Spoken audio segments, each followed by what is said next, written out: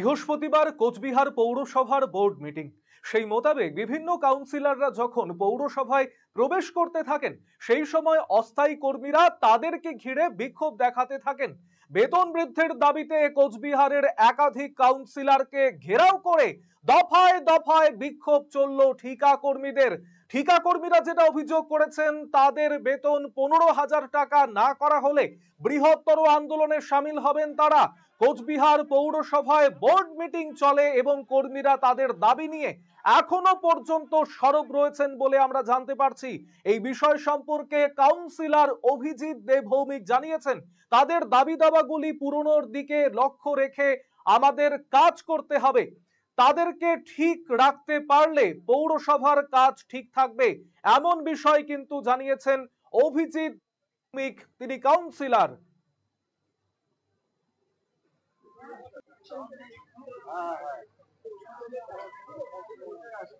কিন্তু সেক্ষেত্রে বঞ্চিত হচ্ছে, আপনি যেটা বললেন যে অস্থায়ী কর্মীদেরও দেখা উচিত সংস্কার করলে। অস্থায়ী কর্মীদের আমাদের দেখতে হবে, অস্থায়ী কর্মীদের আমাদের দেখাটা আমাদের নৈতিক কর্তব্য, আমাদের ফার্স্ট ডিউটি হওয়া উচিত, কারণ ওদেরকে দিয়েই আমরা সব কাজটা করাই।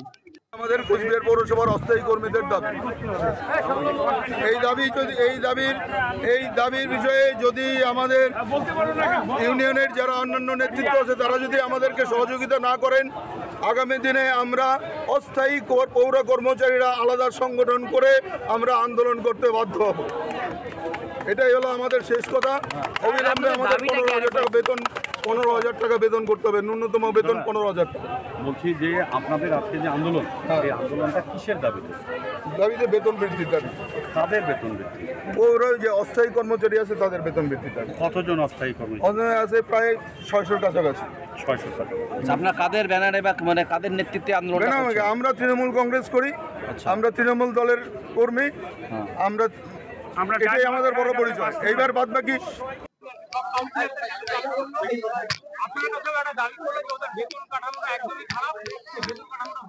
এটা বাস্তব। এটা পৌর কর্মচারীরা যে টাকা পায় তাতে এটা সংসারও চলে না, খুবই করুণ অবস্থা।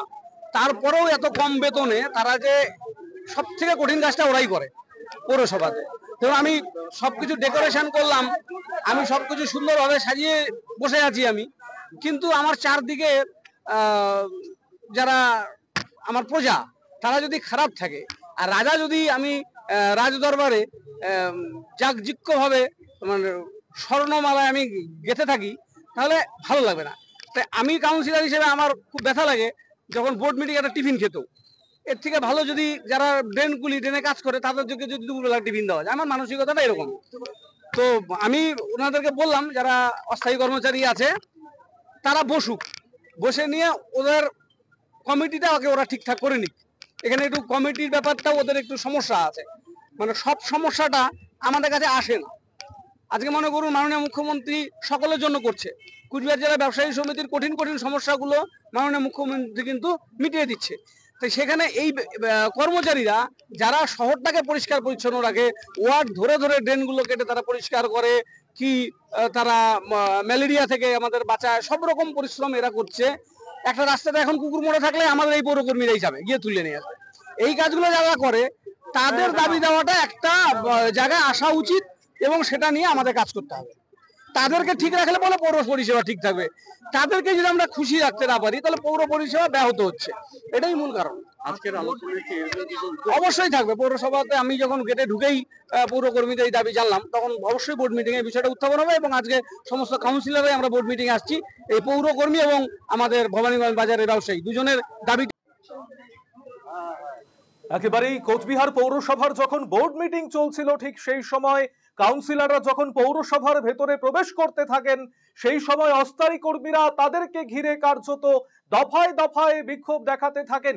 বেতন বৃদ্ধির দাবিতে কোচবিহারের একাধিক কাউন্সিলরকে ঘেরাও করে বিক্ষোভ দেখাতে থাকেন ঠিকা কর্মীরা। তাদের যেটা অভিযোগ, তাদের বেতন 15,000 টাকা না করা হলে বৃহত্তর আন্দোলনে তারা সামিল হবেন, এমনই একটা অভিযোগ তারা জানিয়েছেন। এর পাশাপাশি পৌরকর্মী যেটা আমাদের জানিয়েছেন, তাদের কোচবিহার পৌরসভার অস্থায়ী কর্মীদের দাবি, তাদের বেতন ন্যূনতম 15,000 টাকা করতে হবে, না হলে তারা বৃহত্তর আন্দোলনে সামিল হবেন, এমন একটা বিষয় কিন্তু তিনি জানিয়েছেন।